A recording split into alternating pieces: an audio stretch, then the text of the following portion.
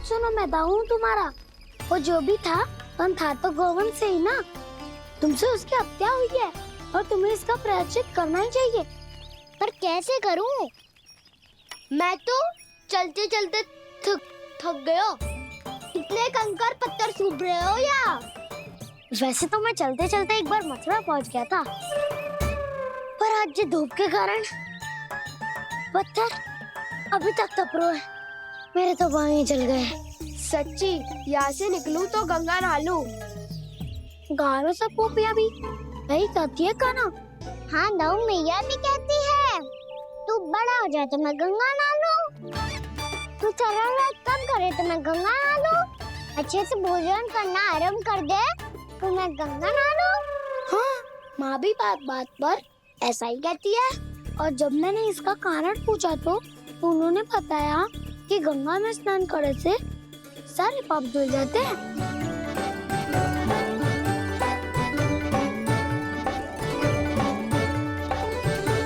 सुनो गोपालक, सुनो, ये सूखा सूखा मार्ग छोड़ो, यमुना जी के किनारे किनारे होके चलते हैं, बहुत आनंद आएगा।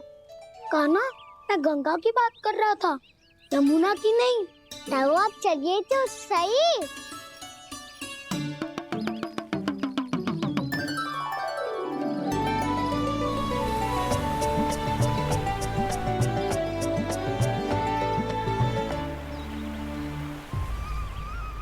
तुम मुस्कुरा क्यों रहे हो? कौन सी योजना बन रही है तुम्हारे मस्तिष्क में? और हम यमुना की ओर क्यों जा रहे हैं? इतनी कोमल और ठंडी है यहाँ की भूमि। कान्हा, बहुत बढ़िया मार्ग चुना है तूने। पिछले मार्ग पे चलते रहते तो घर पहुँचने से पहले ही प्राण निकल जाते हमारे। यही तो यमुना जी का चमत्कार है सखाओ। अब समझा कि तुमने ये वाला मार्ग क्यों चुना था। पर कान्हा, गंगा स्नान की समस्या का समाधान कैसे निकालोगे तुम? उसमें तो यमुना जी भी सहायता नहीं कर पाएंगी। क्या पता कर ही दे।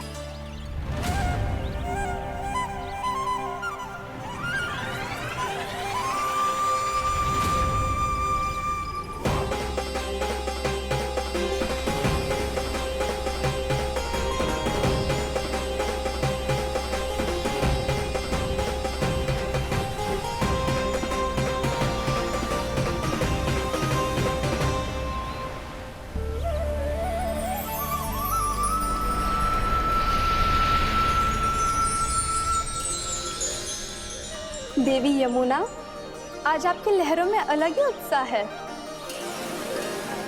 बहुत प्रसन्न लग रही है आज। प्रणाम देवी गंगा। प्रसन्नता की बात तो है ही। वृंदावन में मेरे तट के निकट से होकर आज श्री कृष्ण जा रहे हैं। मेरा जल उनके चरण कमलों को स्पर्श कर पा रहा है देवी।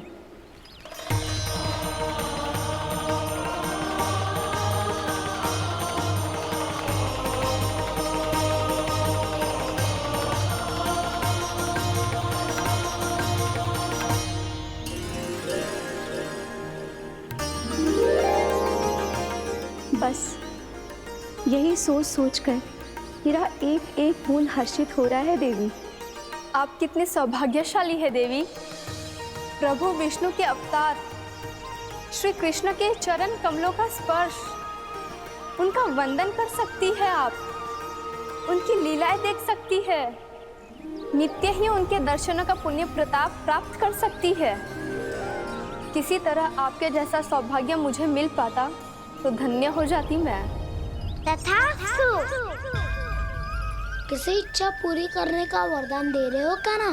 चिंता मत करो दाऊ, अब गंगा जी वृंदावन पधारने वाली है। पर ये कैसे संभव है? यदि श्री कृष्ण चाहें तो सब कुछ संभव है देवी। तो फिर मैं उस क्षण की प्रतीक्षा करूंगी जब प्रभु के दर्शन मुझे भी प्राप्त होंगे। अब हर क्षण मेरे अधरों पर एक ही प्रार्थना होगी कि वो क्षण शीघ्र आए।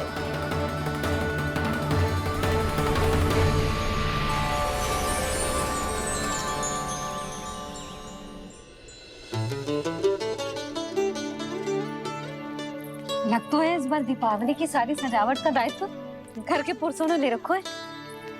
रुको जी, सुनो, आपने तो कान्हा को वचन दिया था ना कि अब हम पीछे पीछे उसके साथ वन में ना जाएंगे। फिर क्यों ले जा रहे हो मुझे? कहीं कान्हा फिर से क्रोधित होगा तो? और आप अपना वचन तोड़ोगे? किसने कही मैं तुम्हें वन ले जा रहा हूँ? स्मरण करो यशोदा, मैंने कही थी कि मैं तुम्हें कान्हा के पास ले जा रहा हूँ। ध्यान से देखो, गोधली बेला है, कान्हा बस आ तो ही होगा। अच्छा, तो जे चतुराई दिखाई है आपने? दिखानी ही पड़ती है यशोदा रानी, जब अपने लल्ला और लल्ला की मैया को दिए हुए वचन का मान रखना हो तो चतुराई तो दिखानी पड़ेगी ना। आओ।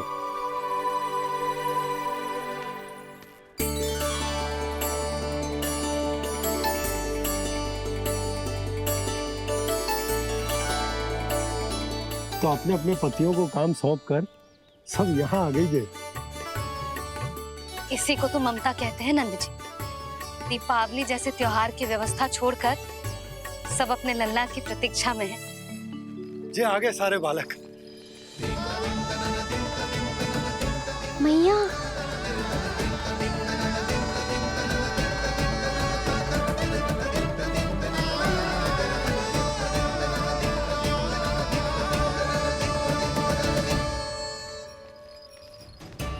तुम्हारे करने का अर्थ क्या है कान्हा? कि गंगा जी यहाँ चले आएंगी? पर ये तो असंभव है। तुम कोई महादेव शिव तो ना हो तो गंगा जी को वृंदावन में उतार लोगे? पर अलग भी तो नहीं है। मैं और वो, हम दोनों एक ही हैं।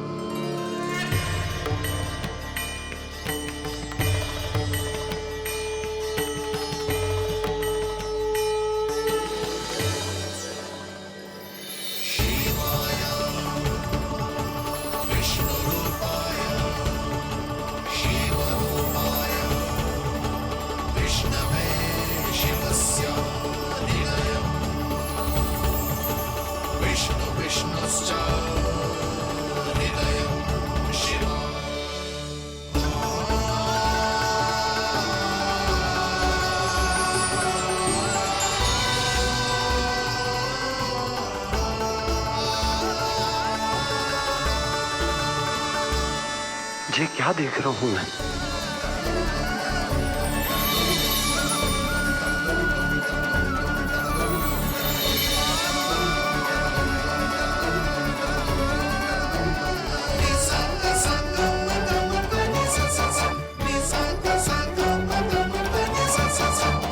देखो तो, श्री नारायण के जैसे सच धज के गया था और कैसे भभूत में लिपट के भोलेनाथ के जैसे बन के लौटो है।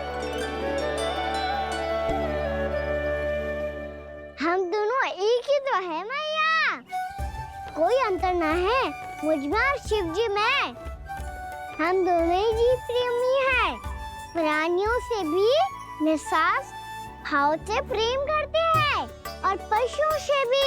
अंतर है तो केवल इतना कि मैं गौपालक कहलाता हूँ और वो पशुपति।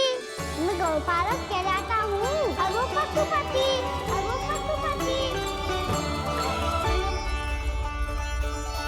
वन में पहला दिन कैसा गया कान्हा? अपने हाथ से माखन बनाकर उज्जवल से भिजवाया था। इसने दिया कि नहीं तुझे? और मैंने शिदामा के हाथ तेरे लिए गुड़ वाला दही भेजा था, तूने खायो कि ना? मैं तो कोई देख ही ना रहा। सच्ची सच्ची बता कान्हा, तेरे दाऊ ने तेरा ध्यान रखा कि ना? कोई हमसे भी तो पूछ लो, वे तो कोई ध्यान ही ना दे रहे हैं। अरे अपने अपने लल्ला को देखो, मेरे कान्हा के पीछे पड़ी है सबकी सब। गैयाओं ने ज्यादा परेशान तो ना किया ना? और वन में भय तो ना लगो? कान्हा भोजन समय पे करो था कि भूल गया था? हाँ, मैंने आप सबके भेजे पकवान भी खाए और आप सबको बात स्मरण करो, इसीलिए तो आप सबके लिए वन से कछु लाया हूँ मैं।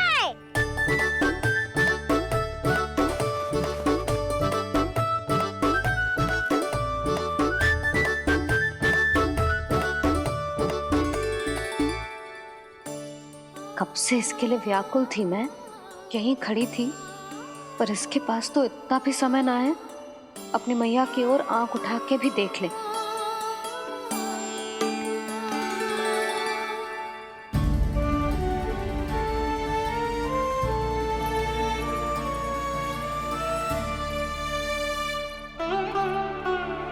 क्या हो वो? इतनी देर तक इसकी प्रतीक्षा की और अब आयो है तो क्रोधित होकर जा रही है।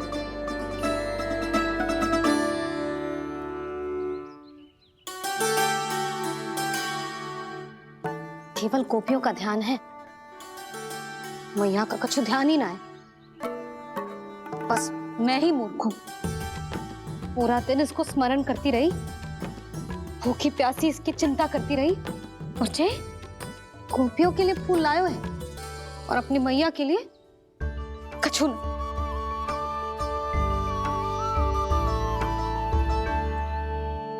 मैया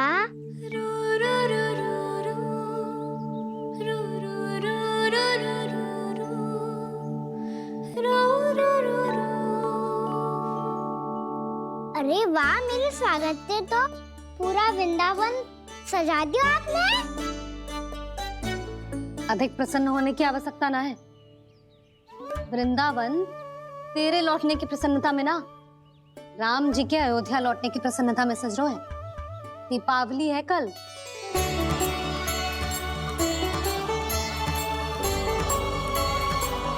वो स्वागत भी तो मेरा ही था मैया। दिवाली की प्रसन्नता भी तो मेरे लिए ही है। हर मैया के लिए उसका लल्ला जी राम ही होता है ना मैया? ये किसने कहा तुझसे?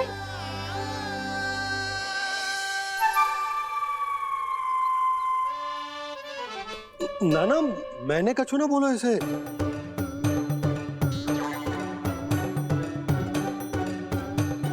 अपने राम को हृदय से ना लगाओगी मैया? तुझे अच्छे से पहचानती हूँ मैं, हृदय से ना लगनो है। तुझे तो भूख लगी आई, इसीलिए सबके बाद तुझे मैया की स्मृति आती है ना? मैया की स्मृति तो सबसे पहले आती है। चल झूठा। ना मैया, मैं सच्ची बोल रहा हूँ। मैं भले ही वन में था, पर मेरा मन तो आपके पास ही था। इसीलिए तो सबसे विशेष फूल लाई हूँ मैं आपके लिए।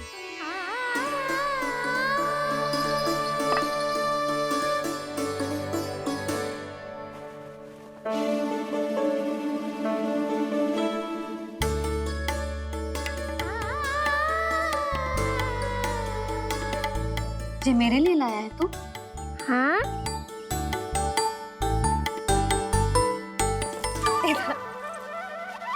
यशोमती मैया के नंद लाला, यशोमती मैया के नंद लाला, यशोमती मैया के नंद लाला, नंद लाला। अरे अरे मैया, मेरी धुन तो आप पे लग जाएगी। लग जाने दे। तुझे पता है तुझे हृदय से लगाने के लिए कितना तड़पी हूँ मैं? मैं भी तो तड़प रहा था मैया, इसलिए तो आपके लिए कमल का फूल आया हूँ। भूख लगी आई होगी ना तुझे? चल मुंह हाथ धुला देती हूँ। आजा, चल आजा।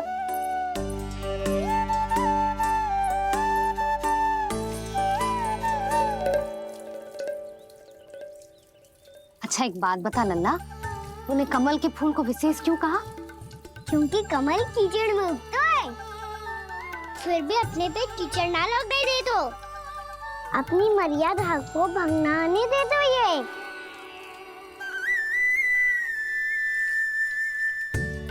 ये देखो मैया, जल भी इस पे ना ठहर पा तो इससे तो यही सिद्ध होता है ना कि संसार में लिपना तो अनाथ तक बना रहता है।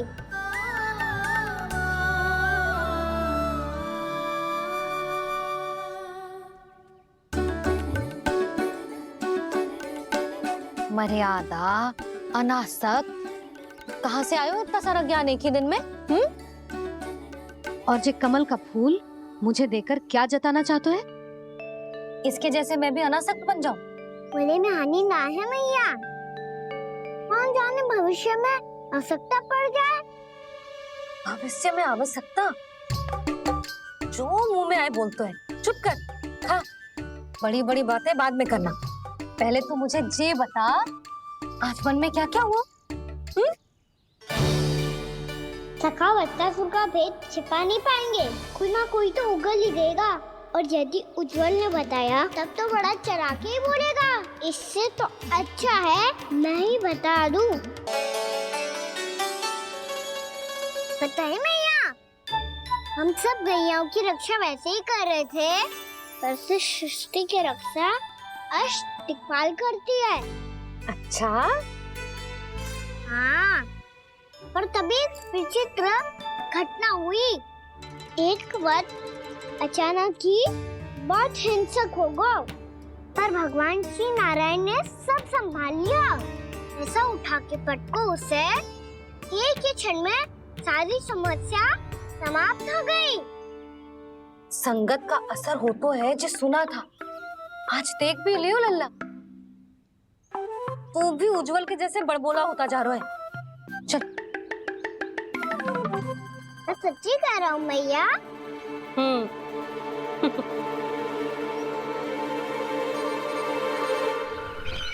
हम सभी गुप्तचरों ने अपनी आंखों से देखा है महाराज, एक ही बार में वत्सासुर के प्राण चले गए। ये वत्सासुर का अंत नहीं, एक महायुद्ध का आरंभ है।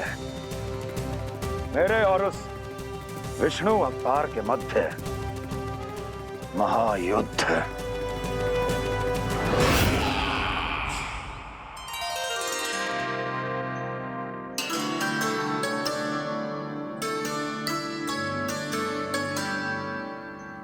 फिर जैसे ही उस वक्त को हिंसा करते देखो, नारायण ने ठान लियो किसी गोपालक को कोई हानि न पहुंचाने दूंगा।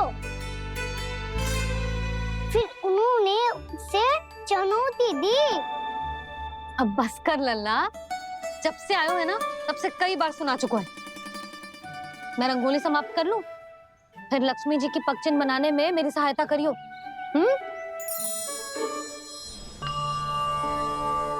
मेरे पग चिन्ह बनाने में आप सहायता करेंगे प्रभु? मैया ने आज्ञा दी है देवी, पालन तो करना होगा।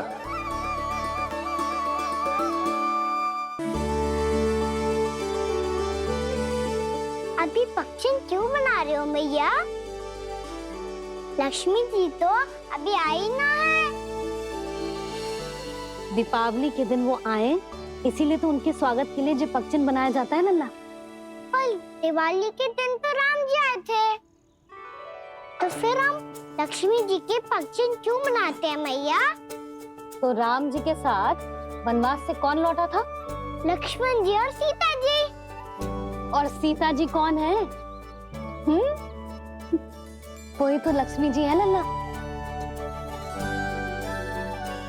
जब राम जी अयोध्या लौटे तो वे अपने साथ श्री अर्थात सुख, समृद्धि और संपन्नता लेकर आए। जे पगचिन लक्ष्मी जी के रूप में उसी का प्रतीक है कान्हा। समझ आई?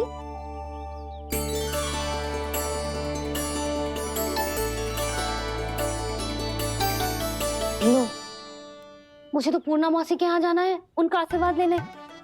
वो भी तीर्थ यात्रा करके आई है ना।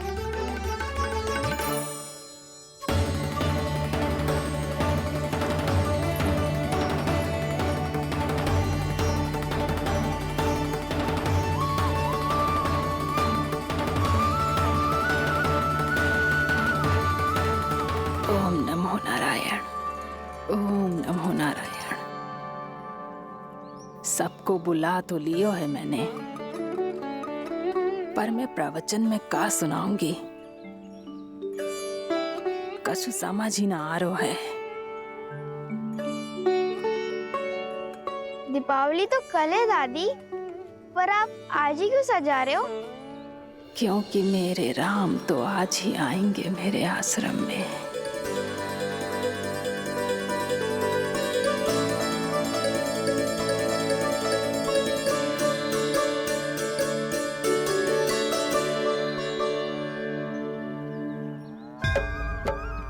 भाव विह्वल हुई करके दर्शन, पूर्ण अपने भगवान का।